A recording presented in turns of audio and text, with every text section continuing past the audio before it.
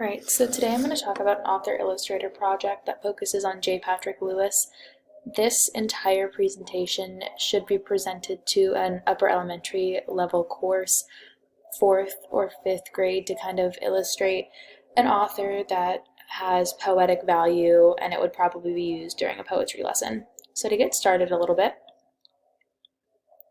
we're going to go into his author info. So again, J. Patrick Lewis is our author. To kind of go through before we get into the meat and potatoes of this presentation, I'm going to talk about his history. So he earned a PhD in economics at The Ohio State University in 1972. The reason why this is so unique is that he earned a degree in economics, but he didn't end up really using it because he did turn to poetry and writing. But in terms of economics, a lot of his books have to do with math and riddles, but we'll get to that a little bit later on in the presentation.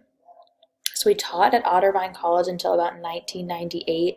In 1992, he was commissioned to write the National Children's Book Week poem, and that's a pretty big honor in the poetry industry.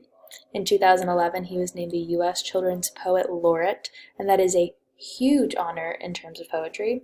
To this day, he lives in Chagrin Falls, Ohio, and with that, he spends his time there visiting about 50 schools a year and sharing his stories with children. Moving on, kind of a snapshot of J. Patrick Lewis's creative process. This was really interesting. If you have time, pause the video and kind of read through the big part of this quote. But the one thing I like to point out is the last little section that says, "I get up at 4 a.m. every day. I sit here and I'm motivated most by Emily Dickinson's line, 'Tell all the truth, but tell it slant.'" It kind of shows his creative process and how he likes to write. So a lot of his writing comes from factual information. He does a lot of research, and then he likes to intertwine fantasy into it.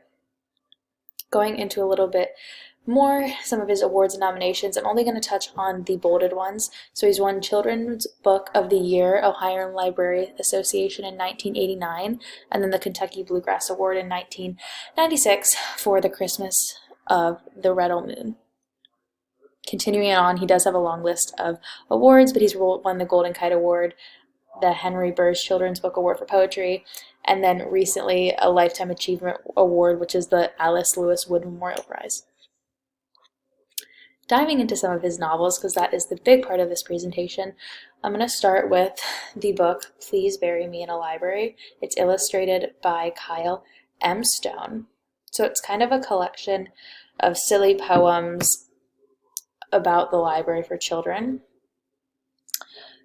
So in this book, he focuses on the joys of reading, and there's a specific poem called The Classic, and that touches on the fact that you can read children's books from age 6 to 63. There's really no age range on children's book, and you can always enjoy it regardless how old you are. Last but not least, one of his books that is one of my favorite is called Riddlelicious, and it's illustrated by Debbie Tilley.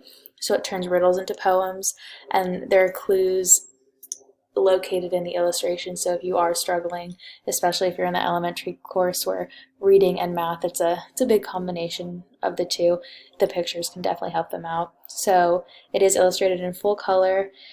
It kind of ties in his economics background because it does have a big math pool, and each page describes something for the kids to guess. A lot of the poems in there are a little bit challenging even for a college level student, but kids absolutely love them. So moving on into the next book, The Underwear Salesman. The Underwear Salesman is probably the funniest book that I've read with him, and it's illustrated by Serge Bloch. It's a silly rhyming book with focus on unique jobs. So The Underwear Salesman is a prime example of unique jobs. So going back to the start, this project can definitely be used in the classroom to go more in depth with a little bit more time than the 4-minute max. It can be used to give like a book talk before you do read a book, so the kids have a little bit of background on the book you'll be reading to the class. And you can always tie a lot of his books back into math, which is a very cool quality of poetry and math.